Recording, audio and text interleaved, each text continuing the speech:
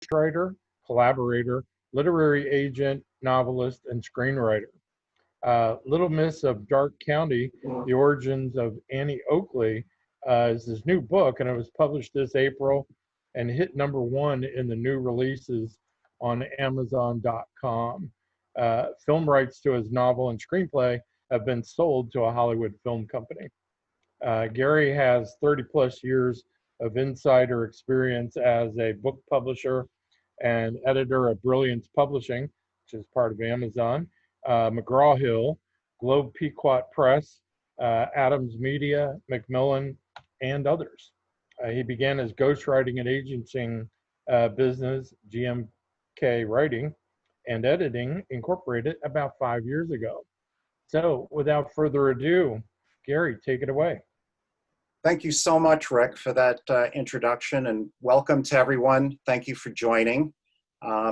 While Rick is in Florida, everyone should know that I am not in Florida. I'm in beautiful, rainy Connecticut. We're having massive thunderstorms and lightning, so hopefully power won't go out and this will go smoothly. So what I'm going to do is a screen share so that you can all see my presentation, and I'll talk everyone through it. Everyone's on mute, but you could use the chat function on the right. And note that some chats that you select could go to everyone, and some chats can go to specific people. So if you're writing something very provocative and personal, don't put it in the everyone column. Put it just in the, make sure it's private and limited to the people who you want to have see it. What we're going to do is hold all questions to the end, and Rick is going to generously go through the questions at the end and read them off to me, and I'll give as much time as possible towards answering them. So thank you again and welcome. If you'll bear with me, I'm just going to put on the screen share, and then we will get started.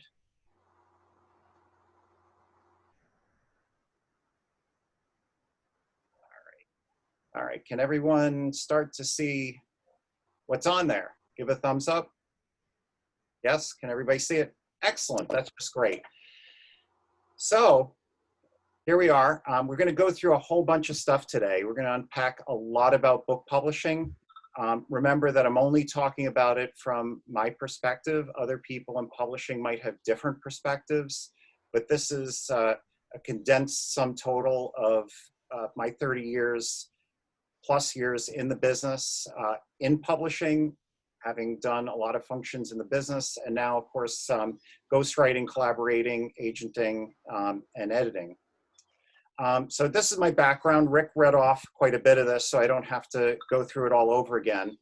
But in addition to that, when I was editor of the Guinness Book of Records, the American edition, I was also in the single worst episode of Baywatch. Please don't Google it. I'm putting it here only for reference, but it was really terrible. And you could see how long ago it was because my hair was all black then. Also, this is my novel. Rick mentioned that as well. Rick had asked me to explain what a shopper's agreement is. I hope I can explain it well enough. But essentially, I turned over all rights to a Hollywood producer for my book, for my original screenplay, and then he packages the whole film. He'll bring in a co-producer, he brings in stars, he puts together the film. Currently, there is a major star involved that he's speaking with. I wish I could mention her name. You would all know who she is, but I can't mention her name just yet. Hopefully that will go through and I'll be able to announce that soon. And the audiobook will be out from Blackstone soon, so I'm very excited about that. But we're not going to talk about me. We're going to talk about an insider's view of publishing, and as you can see from this slide, it's often a harsh business. We're all, those of us who have tried to sell books to publishers or have written manuscripts and don't know what to do next, you all know how difficult it is. So I'm not going to soft soap that at all. I will give it to you straight. First, we're going to start off with what a ghostwriter does, because a lot of first-time authors don't realize that they could bring in a ghostwriter to help them out. And that ghostwriter can fulfill any one of a number of different functions. And it depends on what's needed for the manuscript.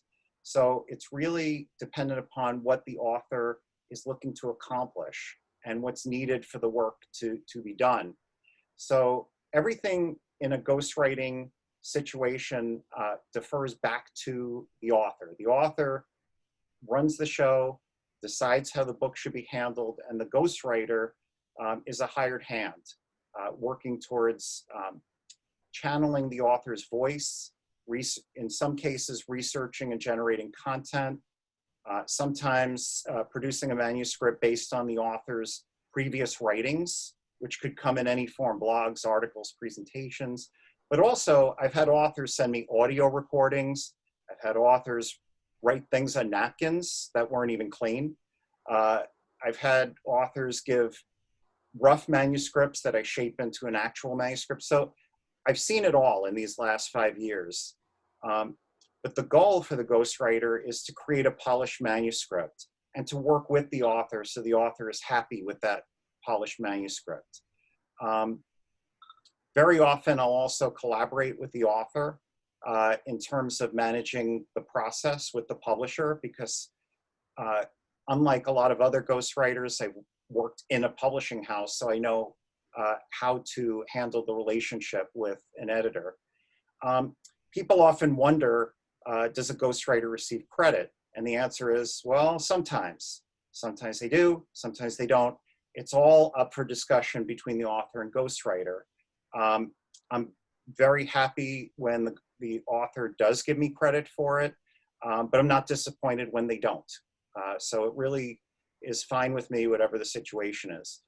The thing that authors should know is that if you do bring in someone else to help you with a manuscript, that that other person, whether a ghostwriter or some other role, should always be a flat fee. You're never giving up any rights. You're never giving up your royalty. You're not giving up copyright. So look out for anyone who attempts to do that.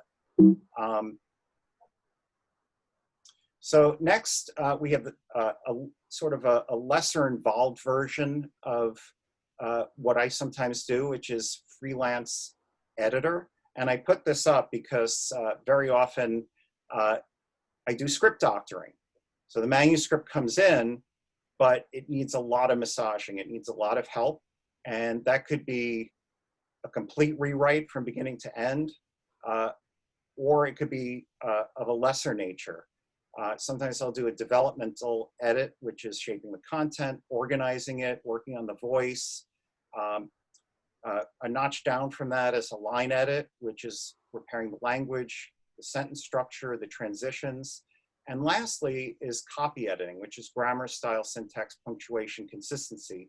That's really the fine-tuning part of the manuscript process. And in book publishing, there are editors who handle various parts of this. Some of them do just one aspect of it. Like you'll see development editors out there, you'll see copy editors who only handle copy edit and maybe proofreading functions. And they are bona fide experts at grammar, style, syntax, and other things. And you largely use Chicago Manual of Style, in case if you're wondering what the Bible of book publishing is. On other occasions, I do all of the above. And so it really depends on the needs of the author. So, whoops, went too far. So then I'm going to cut ahead to another part of my business, which is as an agent. And for those of you who recognize this funny looking and funny fellow, it's Woody Allen. This is in his classic film, Broadway Danny Rose, where he's a theatrical agent, but I'm obviously not referring to this kind of agent at all. I'm referring to a literary agent, which is very specific. Literary agents are on the side of the author, looking to represent the author, looking to choose the ones that he or she feels could be sold to a book publisher. But there's a lot of work that goes into that job before a project can be proposed, submitted to book publishers. Often the agent will help the author massage the title, the subtitle, help with the concept. the agent does not write a book proposal, but the agent will provide a lot of feedback on the proposal, and also on the manuscript as well.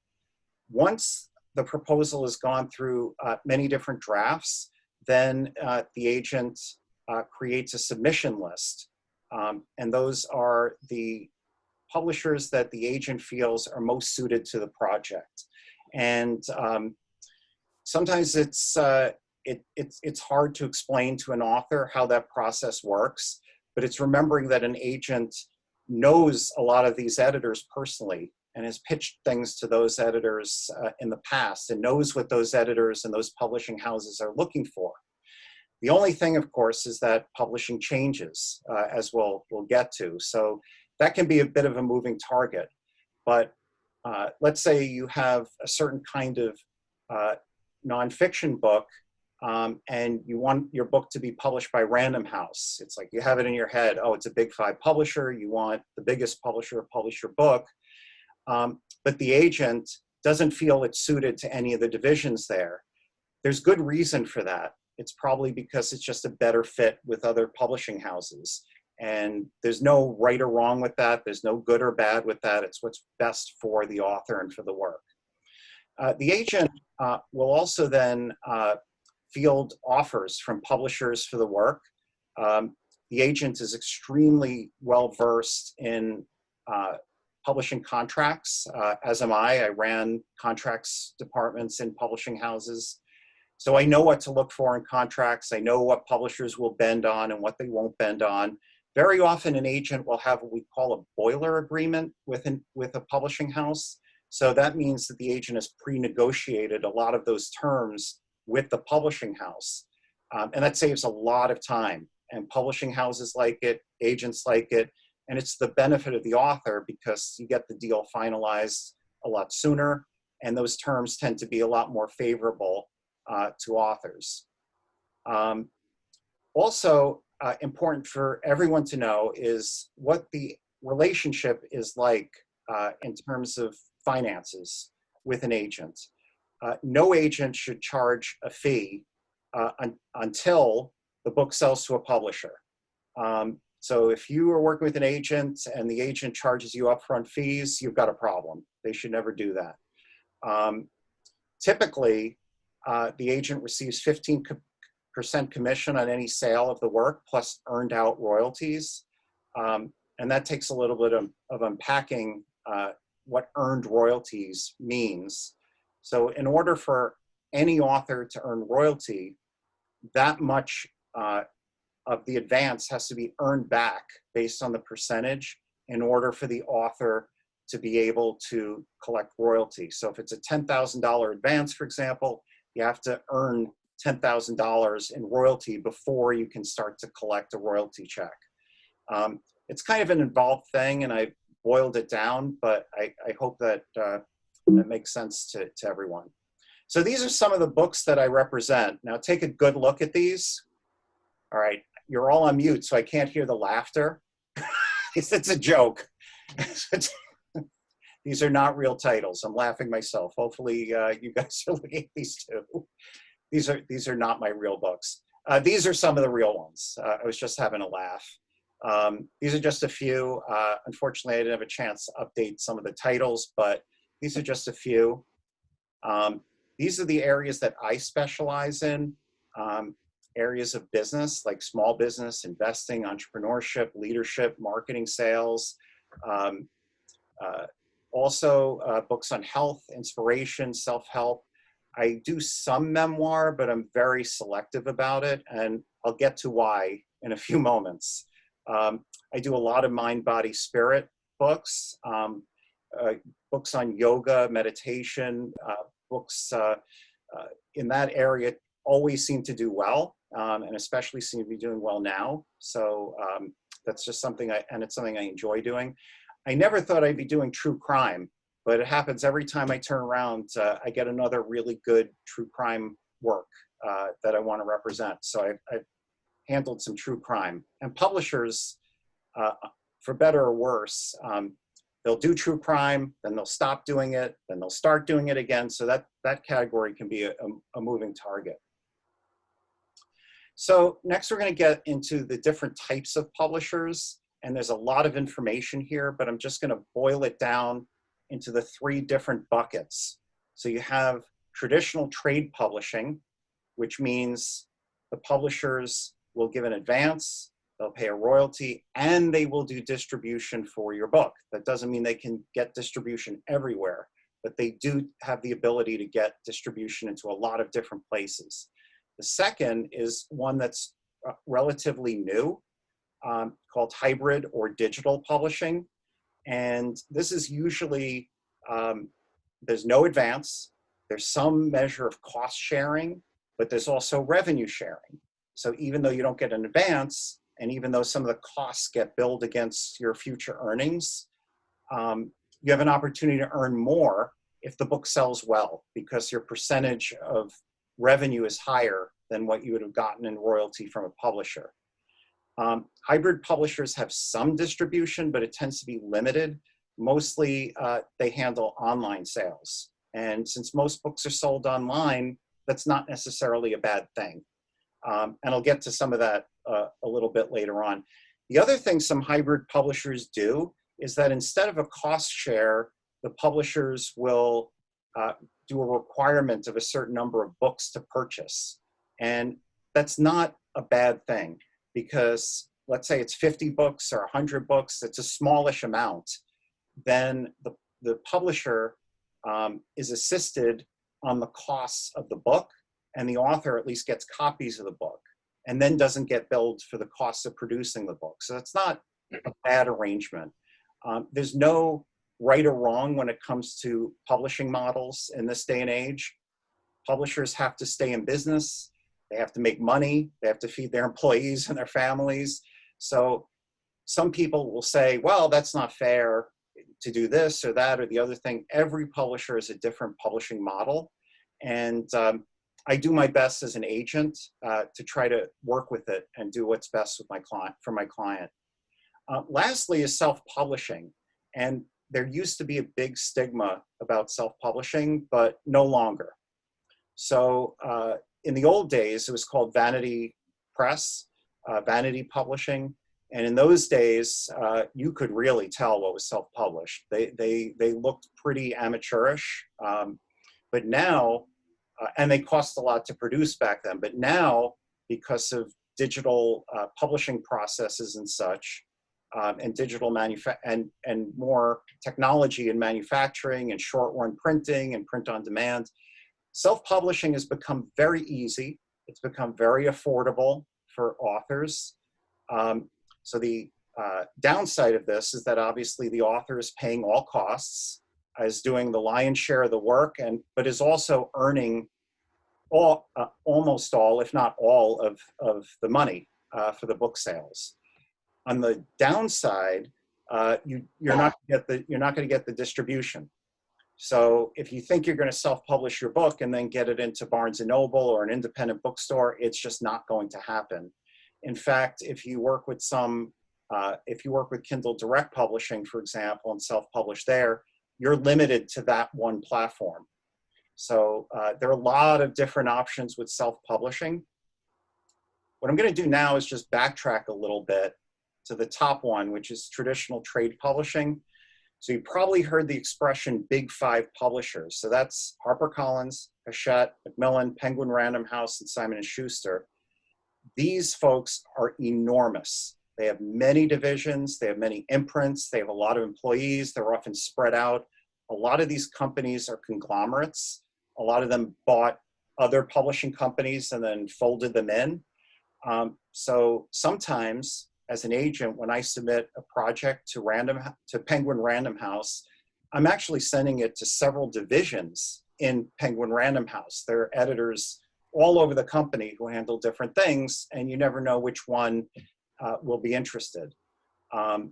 Next, you have the medium-sized publishers, which are a lot smaller, but no less important.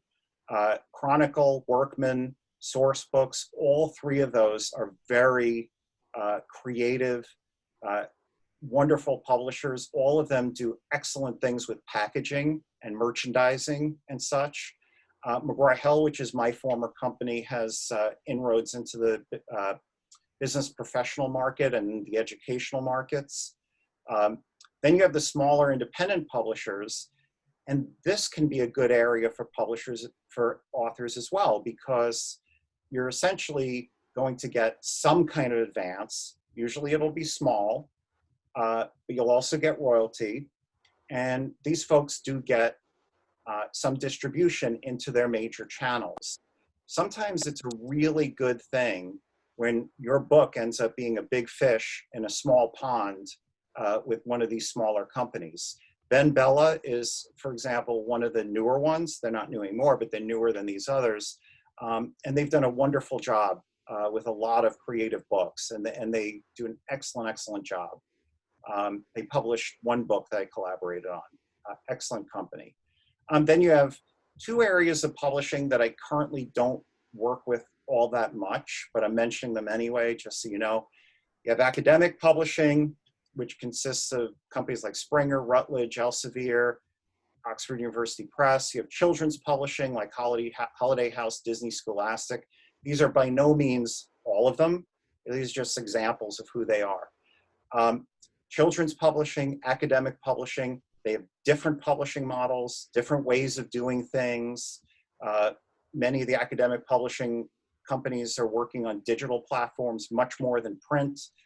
Children's publishing is a much more segregated kind of business. So if you're in it, they don't like to hear from outsiders that much. That's just kind of the way it is. Hybrid publishing, you can see the range of wonderful publishers in there. I know Mango Publishing, they happen to be in Florida. Amazon Publishing, I call them hybrid, even though they do pay advances. At least last I checked, I worked for an Amazon company, they do pay advances, but they're hybrid in the sense that their distribution is primarily going to be limited to the Amazon platform and trying to drive sales on Amazon. Others, Whitebird Press, Wild Blue Press, Union Square, Paramount Publishing, which is a business publisher, they're very good too. With self-publishing, there's so many options, and if you're going to go down that route, I would strongly suggest that you research the company very, very well, because there are a lot of ripoffs out there, a lot. You have to be very careful because a lot of self-publishing entities will charge a fortune and not give you a lot of bang for your buck, not do a lot that you couldn't do yourself. So really dig into it and find out from people in publishing whether company A, B, and C is legitimate or not. These three are all very legitimate. Kindle Direct Publishing, which is KDP, it's part of Amazon. CreateSpace was blended into that. It used to be separated, but that's also part of Kindle Direct Publishing. Ingram Spark is really good. I've had great experiences with them. Ingram is one of the world's largest book distributors, and the benefit of their platform is it's relatively easy to use. They have a lot of options in terms of packaging and formats. They will do an ebook, they'll do a hardcover book, a paperback, whatever you want, and it all depends on what you can afford. They also give you a lot of options regarding the metadata and the categories and the keywords so that your book gets discovered wherever it gets placed online. Ingram Spark, being one of the world's largest distributors, once your book is up, it's not just going to go on Amazon, it's going to go into the Ingram system, so the book can be ordered through Ingram. If an independent store wants books, they can get it through Ingram. So that is a real plus of going through Ingram Spark because they have distribution opportunities that these others don't have. Apple Books, I've heard good things about them, although I haven't used them specifically. So now we get to what I call the awful truths about publishing, and yes, that is Cary Grant, who's my favorite actor. But the awful truths, everybody, and I mentioned this before about memoirs being difficult and children's books being segregated. Everybody wants to write a memoir. Everybody wants to write a children's book. Everybody thinks it's so easy, I can do it. I don't want to burst anyone's bubble here, but there's so many of these that it's really hard to distinguish one from the next. And so publishers are very careful and strict about what they acquire in these categories. Most book projects, especially if it's from a non-celebrity, are not commercial enough for the book trade. So if you're not a household name and you try to do a memoir, you're going to have a hard time getting a publisher to pay attention. And we'll get to what a book platform can mean if you're not a celebrity. There are some publishers, and I've dealt with them on my own, as have many people in the industry, require authors to have huge communities before the book comes out. One in particular is saying 100,000 friends, followers, or fans, or we don't want to see your proposal. So they're looking for big platforms. Another awful truth about publishing is that most self-published books don't sell more than 250 copies. It's just a sad reality. Everybody thinks a book's going to sell a lot more than it does. That's just how it is. The other thing is that ebook bestsellers, they might sell a lot of units, but you won't make a lot in revenue. So if you self-publish an ebook, you won't make a lot in terms of royalty because the pricing of ebooks is so low. So it takes a lot of ebook sales over a long period of time to make money. And hardly anyone is ever going to get rich just from an ebook. And ebook bestsellers are very temporary as well. Well, now we get to something that's really tough for me to accept and for everybody to accept, that author advances just keep getting lower and lower and lower. And that's simply because there are just fewer places where books can be sold. Amazon is the biggest bookstore in the world, and it's crowded. And so to get your book noticed on Amazon, it takes a lot of book sales to get there. So publishers do their P&Ls, their profit loss statements, and they want to be sure that a book will sell a minimum number of copies to earn out that advance and earn out their costs. So in difficult times, the advances just keep going lower and lower. It's just how it is. So most books, even when an author gets an advance, most books don't earn out those advances. It's just another awful truth of the business. Publishers aren't trying to prevent authors from getting royalty. They want the authors to get royalty. They want the books to sell. It's just the nature of business. Lastly, of course, publishers are expecting that authors have their own platforms and will market and promote their books. They expect it. So if you're an author and you think the publisher is going to make you famous, you're going to have to backtrack and start again. Now we get to acquisitions editors, and I was one for a really long time. And so I was in that seat myself and reviewing many proposals every day. Publishers and editors, they specialize. They know what they want, they know what they like, they know what they don't like, and they have their pet peeves. All editors have different pet peeves. Many acquisitions editors don't respond to unsolicited queries and proposals. They will only take from an agent. Then there are others who will who are open to that. So you kind of have to do a little research to find out which editors are open to it.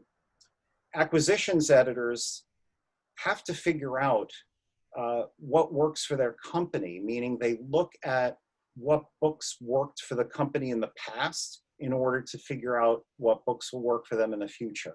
So your book might be wonderful, it might be brilliant, it may even have commercial opportunity, but if the acquisitions editor isn't seeing a path to success that's very tangible and specific, they'll pass. If there's any kind of doubt, they tend to pass.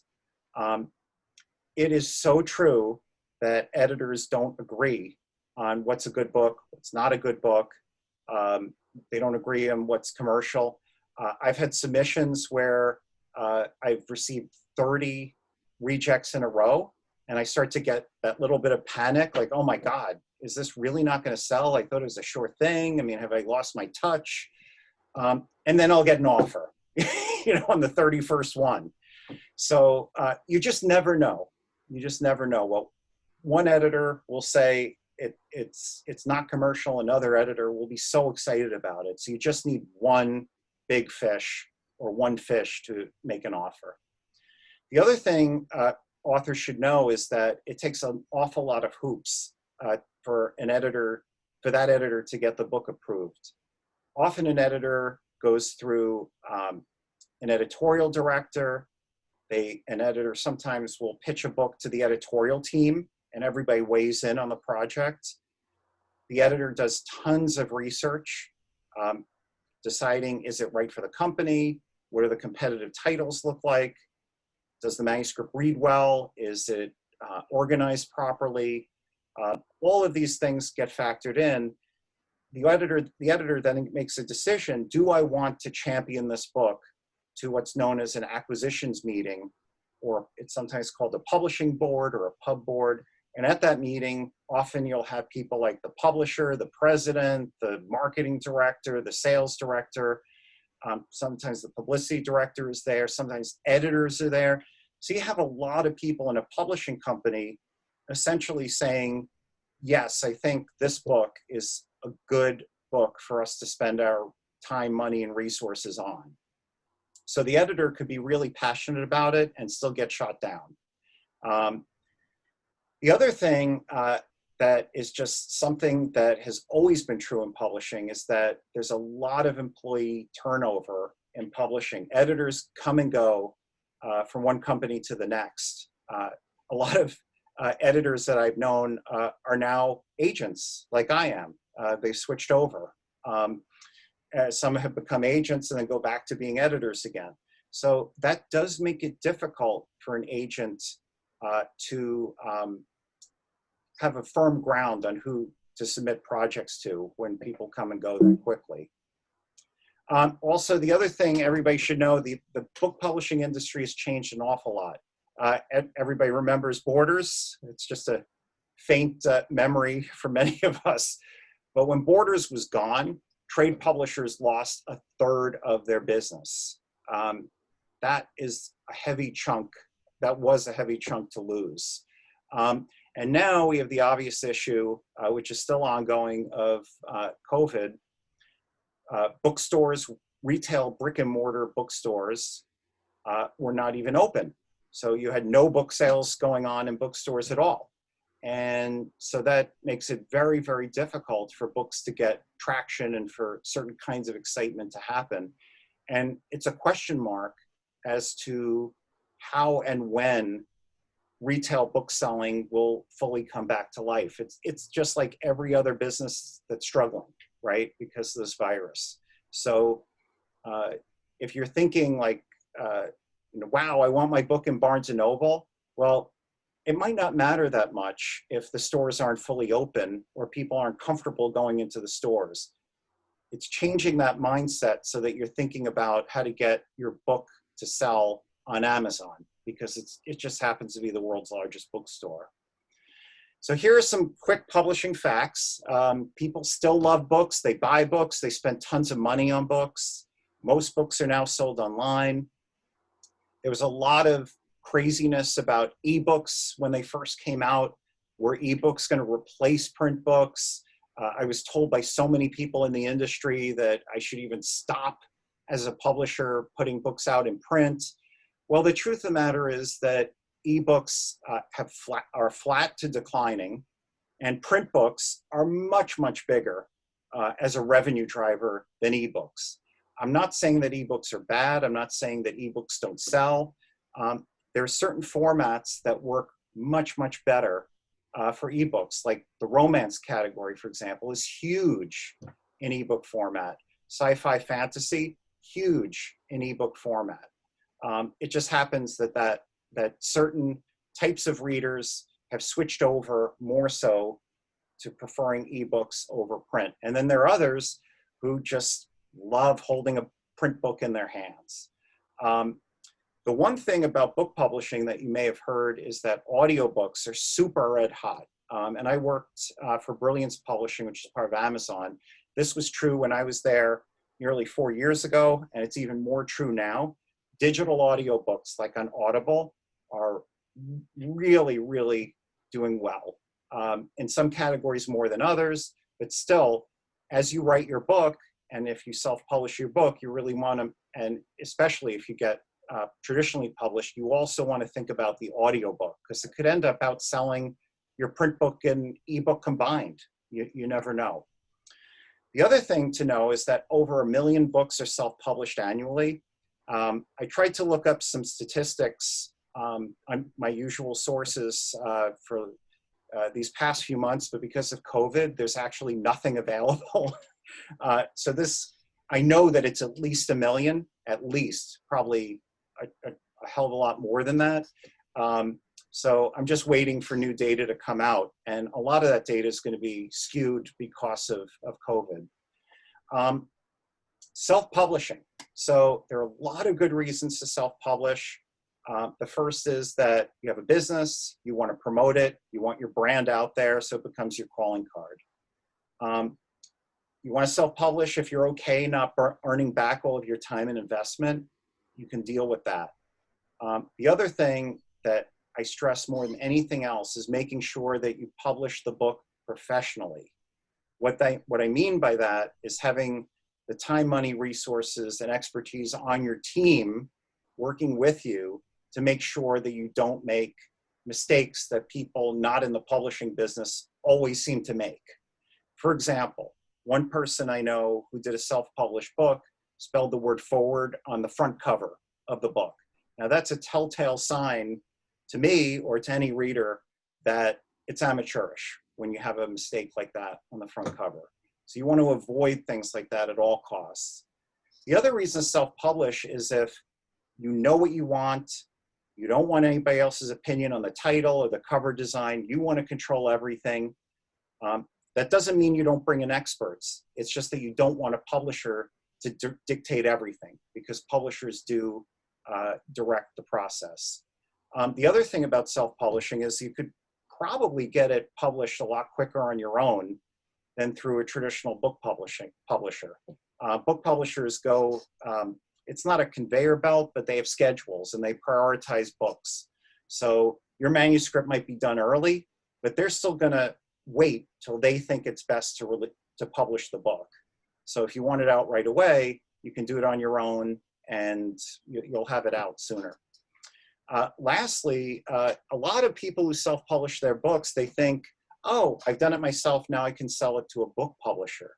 Well, if the self-published book didn't sell well, then book publishers will say, you know, this author did everything she could to sell the book and it still didn't sell. We can't add anything to what the author did.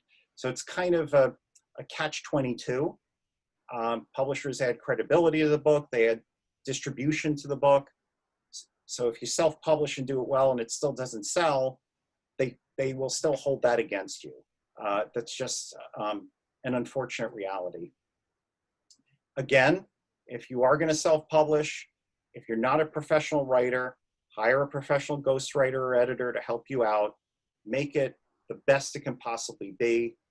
There are people who design covers and interior designs professionally.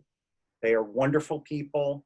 It's not as expensive as you think, but I've seen some really bad interior designs on self-published books with a lot of mistakes. So you just want to avoid that. You also want to speak to people in the industry about discoverability, which was something I mentioned earlier. So you want the best title and subtitle, the best promotional copy, the best metadata.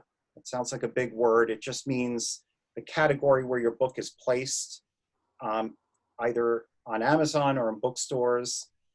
We call it a bisect category, but also you get to pick and select keywords that get populated in the fields. These keywords consumers don't see, but they help lead consumers to your book. So if you pick the right keywords and consumers type those words, there's a better chance they'll find your book. So you want an expert who will help you find the right category and the right keywords that lead to a book sale. And that's known as discoverability.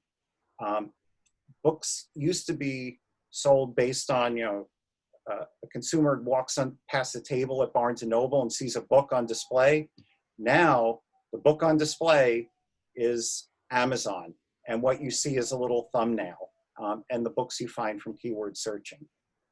Now we get to author platform, and these are just a few examples. I could spend 3 days talking about author platform.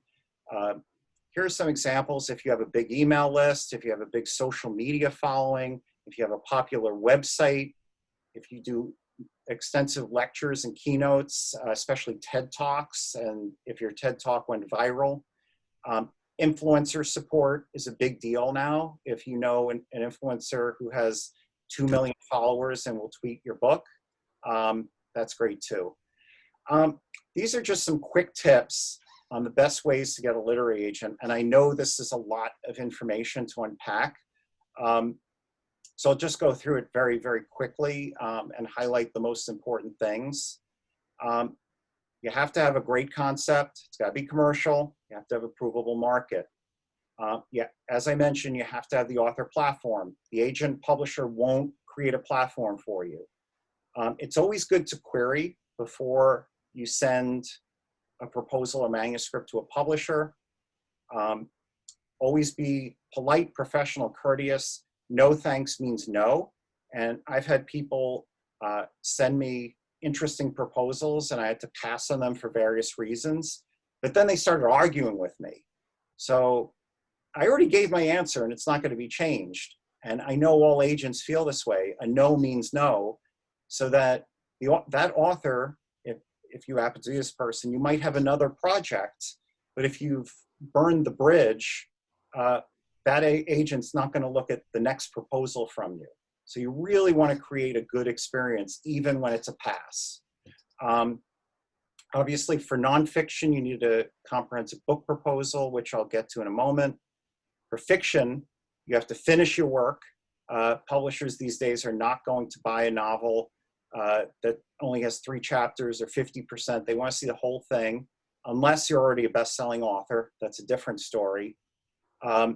Always listen and follow the agent's guidance. The agent's there to help you, not to criticize you. The agent wants your book to sell. Also, you have to be respectful, not only of the agent's time, but of editors as they review proposals. I've had editors take 10 weeks to review a proposal and then come around and then take another 4 weeks until they made an offer. So it all will happen when it's going to happen. And the agent is very incentivized to keep things moving and always wants to make deals quickly, but often the agent does not have control of that. Again, be realistic with your expectations.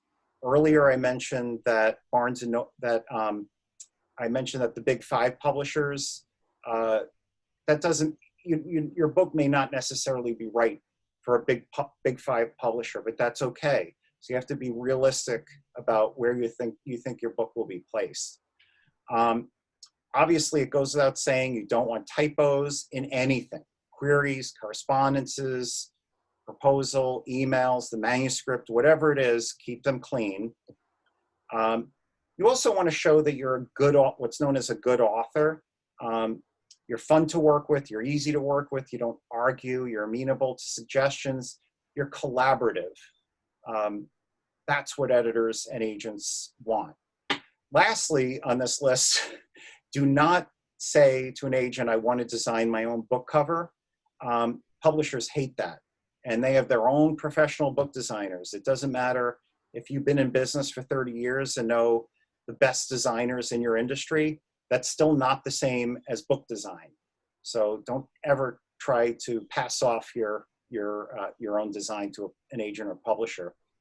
An author platform, getting into some of this, these are just some of the things that publishers could look for. You want certainly strong book sales in the past, the social media following, and social media keeps changing.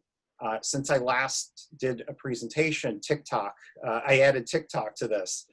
And it was only not too long ago they found out what TikTok is. So there you go. We have to keep up with those things. Email lists of 10,000 or more. And these are your community people, people you know, people you love, people you trust, people who will not only buy your book, but will spread the message of your book if you send an email mentioning that your book is coming out. Obviously, if you have a national radio or TV show, I mentioned speaking and lecturing, the number of people to your website, having a big name celebrity or best-selling author to write a foreword or give testimonials, those things are very helpful, and I'd encourage that. That's not a guarantee the book will sell, though. More importantly these days is influencer support. As I mentioned, if you know someone who has 2 million followers as an influencer, it's better to get one tweet from that person than a quote from somebody on the back of the book. Publishers love corporate or organizational affiliations that lead to book purchasing. So if you're doing a business book, you own a business, and you have clients who will buy 50 or 200 books at a time, publishers love that. And lastly, of course, if your blog or article, video or YouTube or any of these things are trending, publishers really love that. And it's remembering all of these things with platform, publishers are really skeptical. If you say you have a big following, the first thing the editor is going to do is Google your name. So just make sure that you back up and show what your platform is. The query letter, I mentioned this earlier. This is just a quick hook of the book. It's 10 to 35 words at most. You want to think of it in terms of what you see on Amazon. So for example, I give this example of Catch and Kill. This is just a little blurb that you'll see right on the book page for a title on Amazon. And this is a pretty good one for Catch and Kill by Ronan Farrow. In a dramatic account of violence and espionage, Pulitzer Prize-winning investigative reporter Ronan Farrow exposes serial abusers, blah, blah, blah. It's very tight, it's exciting, it's interesting, it's well written. So when you write a query to an agent or a publisher, you want to have that pitch down pat. Your query is also going to identify who will buy the book and why. You're defining the market. You're writing your author bio. What credentials do you have to write the book? What is your author platform? And of course, you're also getting into other pertinent information, such as like, how long is your book? How many words is it? How many pages do you envision it will be? And also where you think your book will sell.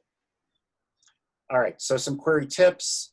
A query should only be 1 page. Again, no typos. Never, ever say it will sell 1 million copies. Nobody buys that line.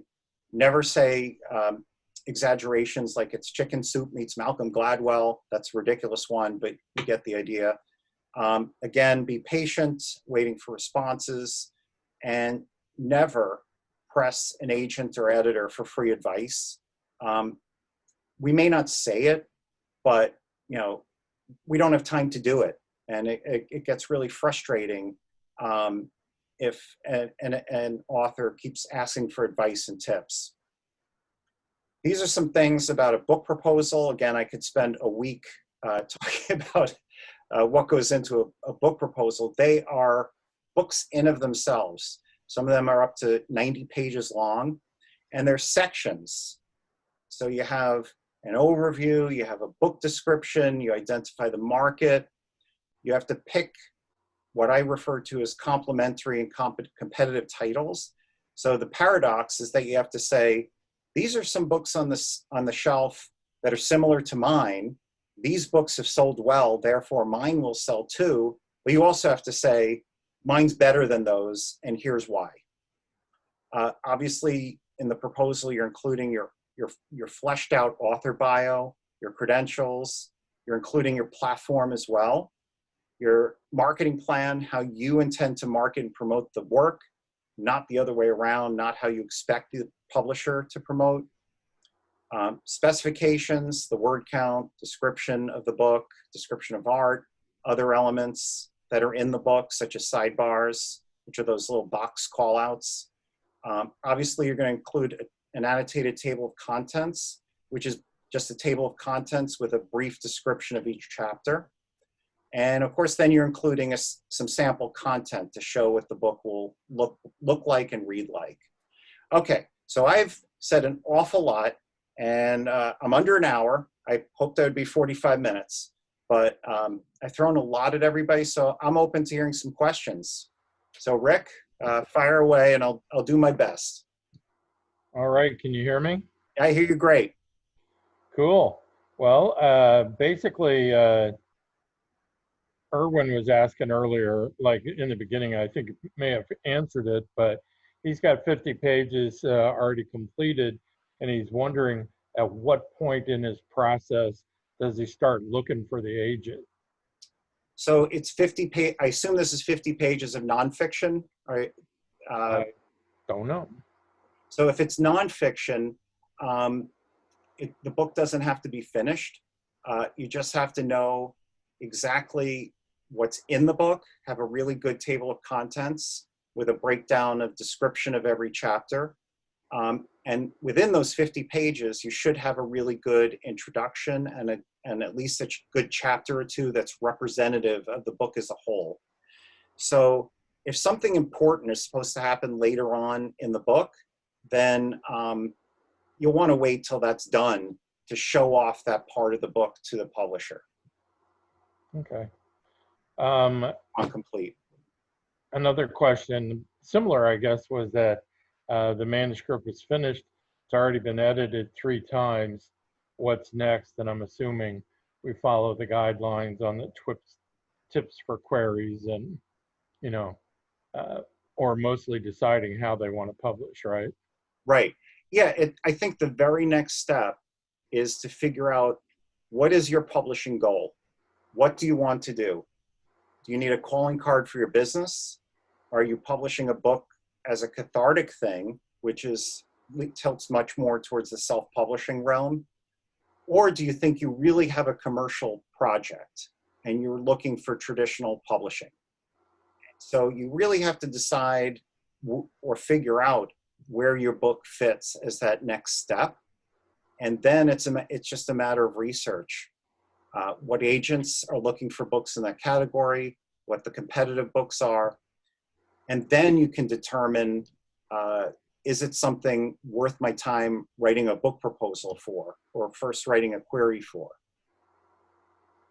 Okay. This is one that I always wondered about because I was traditionally published by McGraw-Hill, and company. One of your companies. Yeah. Basically, I felt like I did all the marketing. I mean, I ended up with my query sending in a 35-page marketing plan and doing it. So my question would be, what's the reality? How much effort do big publishers put into new authors and books? I mean, assuming that I think HarperCollins put out 1,300 books last year, and how can they, you know, plus their backlist, how can they be marketing every book all the time?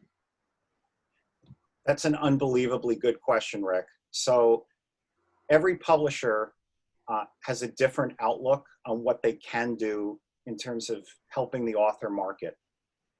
The big 5 publishers that I mentioned earlier, they have pretty substantial marketing and publicity departments who will help generate excitement and will help actually market the book in the more traditional sense of the word. Sometimes those big 5 publishers will actually hire an outside publicist. Sometimes they'll do this, not always. They'll hire an outside publicist to help promote the book and get it out there. When you get to the mid-sized publishers, like McGraw-Hill, the traditional way of marketing is pretty, and I'm not singling out McGraw-Hill because it's a lot of publishers, and most publishers, that's out the window. What they're looking to do is piggyback on the author's marketing. So for example, if the author is successful with a particular marketing activity or gets on a TV show, the publisher will then tweet about it. The publisher will then put it on their website. So the publisher will then go out to all of its connections to help piggyback on what the author has done. There are other things that mid-size and of course big five publishers do that the smaller ones do it as well, but you couldn't do it as a hybrid publisher as much, and certainly not self-publishing, is licensing. So the licensing part of it's and the global distribution of a book are huge assets that a publisher like McGraw-Hill brings to the table. So what they're looking to do is not only get the book attention in the United States, North America, but also around the world. And you couldn't do that if you self-publish, right? So that's a big benefit. The other thing is foreign language translation. So they also have people in the company and scouts and agents who actively go out looking for publishers in France, Germany, Italy, China, everywhere to translate the book. So that even though it's not traditional marketing as such, I don't want to give the impression that publishers are just kind of sitting around doing nothing, waiting for the author to come to them. They're doing quite a lot, and a lot of things you don't see. Most of their marketing is intended to generate excitement and sales online. That's just how things are in this day and age. Basically, I'm just throw a comment in there. I've always felt that marketing, not so much, but the big dogs could give a lot of help with distribution. Yes. Getting it out there. Well, I mean, right now, because of COVID, that's actually not all that much of an asset because, again, bookstores aren't back up to any semblance of what they had been. But yes, in the world pre-COVID, a big five publisher could get a book into Barnes & Noble, could get a book into independent stores. There's no guarantee, though, because the retail space in Barnes & Noble, if anyone's noticed, it's actually shrunk in the stores so that, you know, they have toys, they have games, they have other things that are non-book products, and they're tending to put books more face out than spine out. So they're taking fewer books, and that's just the nature of how it is. So they do respond much better to the big five lists, but you know, they don't take everything. Okay, could you give me an idea of a timeline? I've finished my manuscript, I've had it edited, I've put together my query, I got all this stuff. How long is it on average going to take to get an agent? Once I get the agent, how long will it take the agent to sign up a publishing house? Once I've signed up, how long will the actual turnaround before the book gets onto the shelves? What's so interesting about that question is that publishing is a very process-oriented business, but yet up until when the final manuscript is turned into a publisher, it's not all that process-oriented. So what happens in the author stage, writing the query, writing the proposal, trying to find an agent, that could take anywhere from a couple of weeks to a couple of months to even longer than that. And even then, it might be a needle in a haystack finding an agent that's going to represent your work. It's not easy. It's because agents are selective, just like editors are selective. That doesn't mean you shouldn't try. It's just not easy. So it can take some time to get an agent. Then to write a proposal, if you have a professional writer to write a proposal, it's about 6 weeks from beginning to end to write the proposal, or at least when I write proposals, that's my goal. I've done some of them in 3 weeks, but generally not more than 6. But what happens is that the agent is going to work with the author to then shape the proposal. So that could take longer than the 6 weeks to get that right and really nail it down. A good agent's a perfectionist and wants to show the book in its best light, because you only have one chance to pitch your book to all these publishers. It's rare that you get it happens, but it's rare that you get a chance to go back and say, oh, we fixed that thing that you didn't like. Then the review process, it's lengthy. By the time, and I'm not talking about the time it takes for the agent to submit, that's nothing. The real issue is just getting the attention of the editors, because editors are not synchronized in terms of when they go on vacation, when they're out sick, you know. So sometimes I'll submit to a dozen editors and I'll get 4 out of office messages that they just went on vacation that morning and didn't tell me. That happens all the time. So I could come up with an artificial deadline for response, but if editors I think will really want the project aren't around, I would extend it, I would wait. Don't tell anyone I do this, but you know, I don't want to lose an opportunity because of timing, right? So it can take a really long time to sell a book project. I'm going to say that on average, it's 6 to 10 weeks till you get the full sum total of all the editor responses.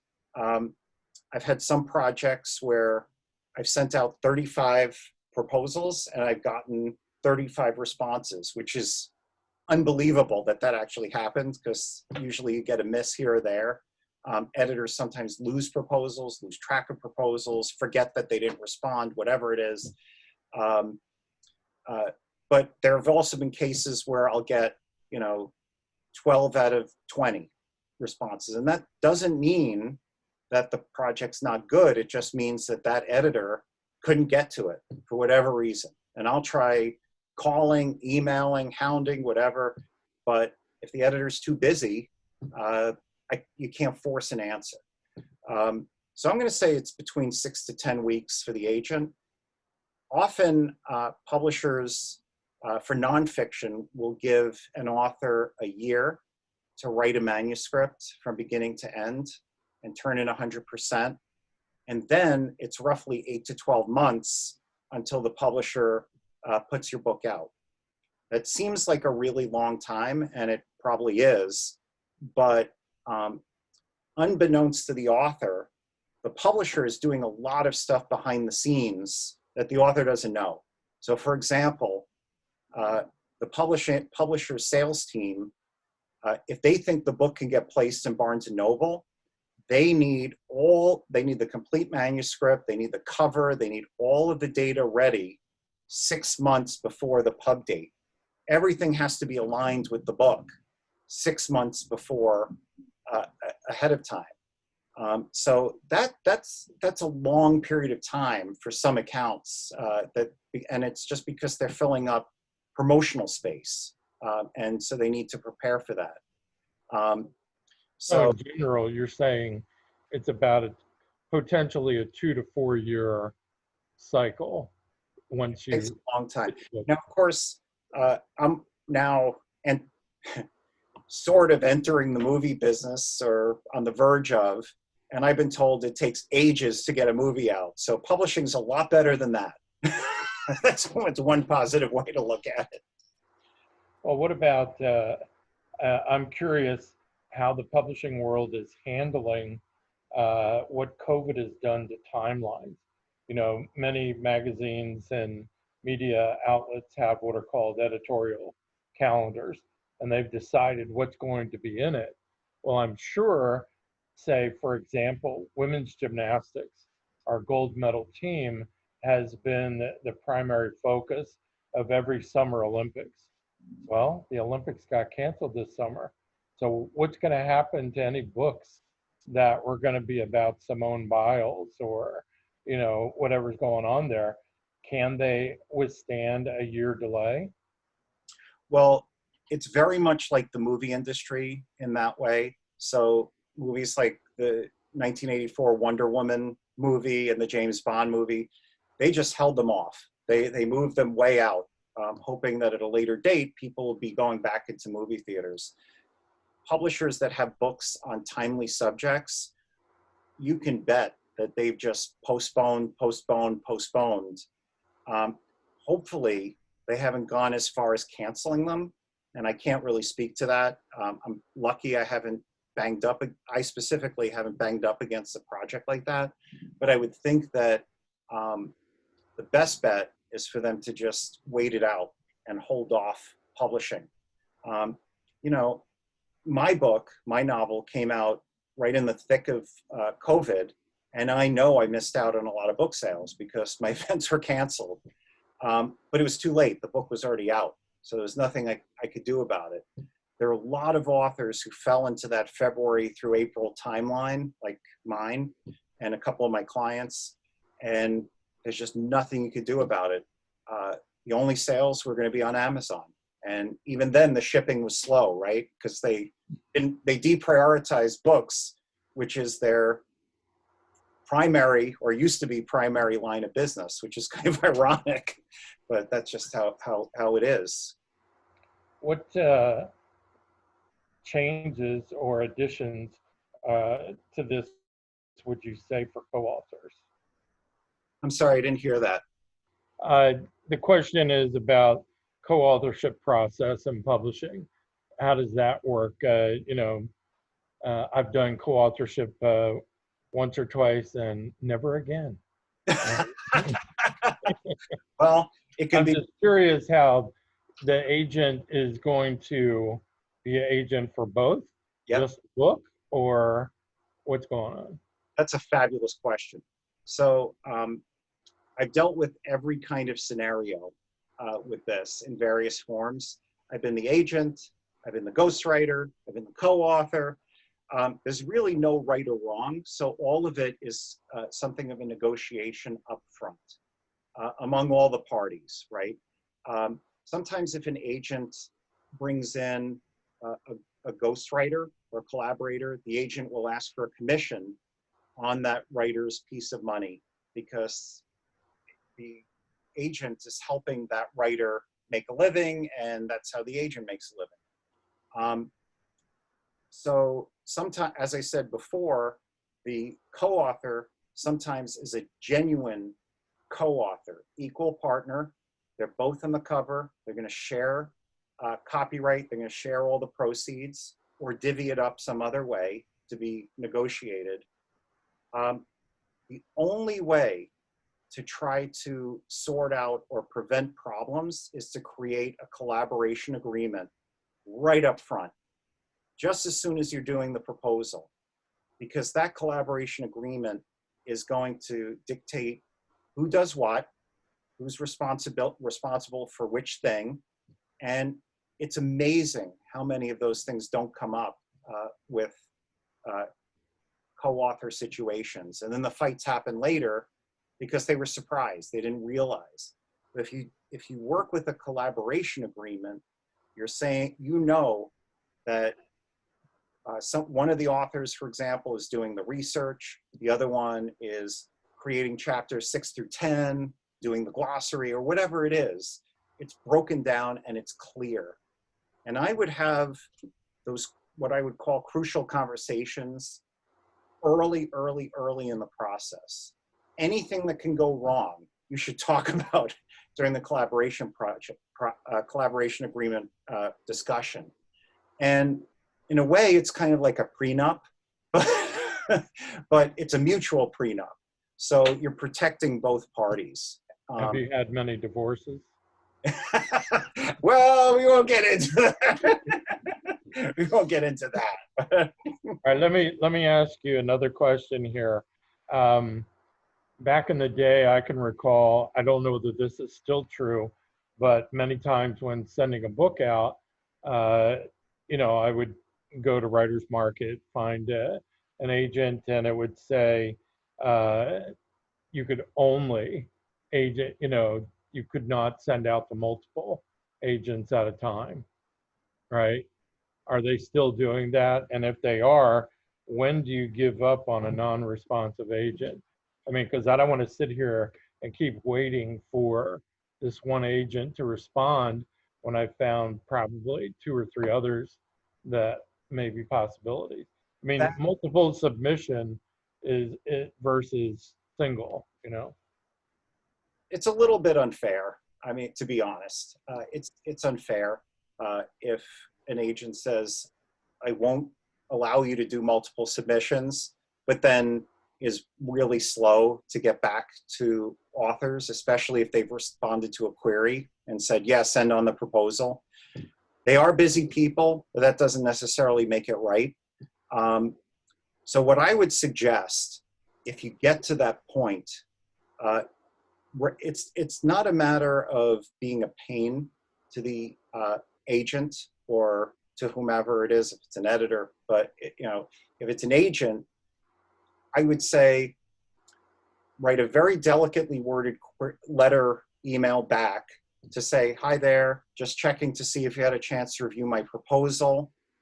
I've had some interest from other agents, but I have not submitted it to them yet because I was waiting for your feedback, and it was on single submission with you. It could be wordsmiths a little bit, but you get the idea that it's taking the stance of a business professional as opposed to being an emotional author trying to say, hey, I didn't hear back, what's wrong, blah, blah, blah. Not that you would ever do that, but a lot of authors do. And that puts an agent off right away, and then they definitely don't want to respond. But if you write a very polished, brief business email explaining your situation, hey, look, I'm waiting on you. And then the next one, you wait another couple of weeks. The next one, you say, listen, thank you for your time. I would like to rescind. I didn't hear back from you, so unless I hear with the next day or two, I'm sending it to other agents. I think that's fair. Cool. Well, Gary, you know what? I have several other questions out here. However, we've already gone about 15 minutes Yeah, we're way over time, and I know you've got other things to do. So one, thank you very much for making the time. I think it was a fantastic talk, and hopefully I can invite you back later on in the year. Yeah, and I would love some feedback if there are specific topics that anyone would like covered more in depth. So I could pick any one topic and then spend the time on that. So Gary has on the screen right now, gmkwritingandediting.com is his website. You can go there. You can grab hold of his email, contact him. Again, you can check out the title of your book again. Little Miss of Dark County, The Origins of Annie Oakley. So it's historic fiction, but it's really mostly a prequel. It's a pre-story, an origin story to how Annie Oakley became Annie Oakley. It's a fascinating story. So check it out.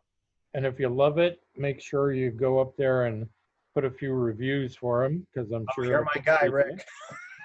Yeah. So again, everybody, anybody who didn't get here, or this is one of the kind of webinars where I'm just going to have to watch it 2 or 3 times, because there's just so much information being put out. And so mistakes.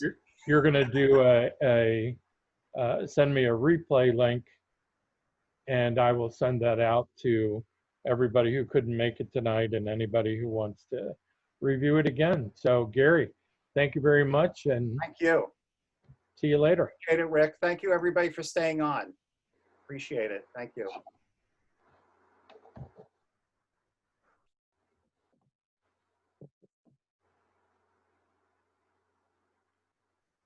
I guess now you cut off the interview from your end. I'm trying. I'll give you a quick call on the cell phone. Yeah, hold on. Let me bail out of this.